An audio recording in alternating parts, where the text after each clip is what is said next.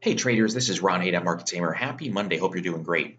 As always, nothing in this presentation shall constitute a recommendation to buy or sell any security. Trading stocks and options involves risk, and specific financial issues shall always be addressed by your financial advisor. Spiders is on your screen. Daily chart of the S&P 500 ETF lost about 0.5% today, but we're still setting higher highs and higher lows inside this trend once we got back above the 50-day. So this is still looking bullish. Yeah, we're down 0.5%, but I would still consider using the red line as an end of day trailing stop. How about the Qs? No different here. They were down 0.7%, still setting higher highs, still setting higher lows. Again, I'd consider using the red line, the 20-day EMA, as a potential end of day trailing stop. Two different stocks to look at here. Here is GGAL, which is Grupo Financiero Galicia, if I'm saying that correctly. If not, it's close enough probably. We've just taken out two little highs here in February and in August. Now, granted, this is sort of a thinly traded stock. Today was less than 1 million shares.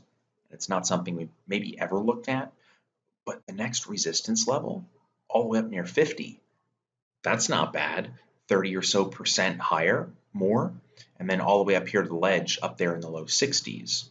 So this one could be very, very interesting. I would consider a 20-day EMA as a trailing stop. I think that just works so well at Redline because it's 20 days worth of data. Sure, you can do 21s, 15s, 23 and a halves, whatever you want, but the 20 days is pretty common, and I think it works more often than it doesn't. And here's something different, ORN. This is Orion.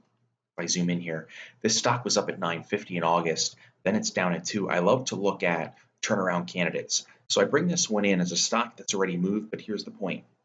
Even though this stock's been bearish for quite some time, look at the volume surge right there on June 28th.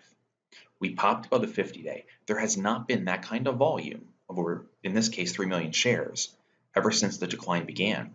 So that was an epic game changer from a directional standpoint. The charts have now turned bullish. That day on June 28th, we closed at 268. Now we're sitting at 366. This is really easy to spot when you get that kind of surge. There was even a pause the next day, and then it resumed the uptrend. Target $4, then we would just go up here to these swing highs. So if you ever wanted an example of a stock that, hey, this is look like there's a trend change, a turn coming, spike in volume, regardless of what the numbers over here are, that is a massive spike. Close near the highs of the day, that is textbook 101 trend change. And then really quickly, we'll keep tonight's video short. Here's Apple getting some questions of these companies. We're approaching earnings season towards the end of the month, next week and the end of the month especially. But here's Apple down 2%. It's still holding the red line. Again, I would consider that to be a trailing stop. If it gets below the red, the orange, then the purple, below the purple, then the chart goes flat out bearish on the dailies. Here is Google.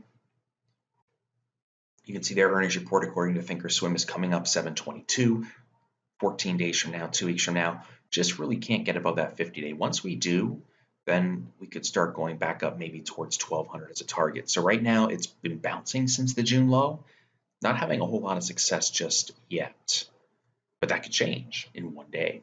Here is Amazon doing just fine after breaking support, looking like it was going to head towards 1600 at the beginning of June.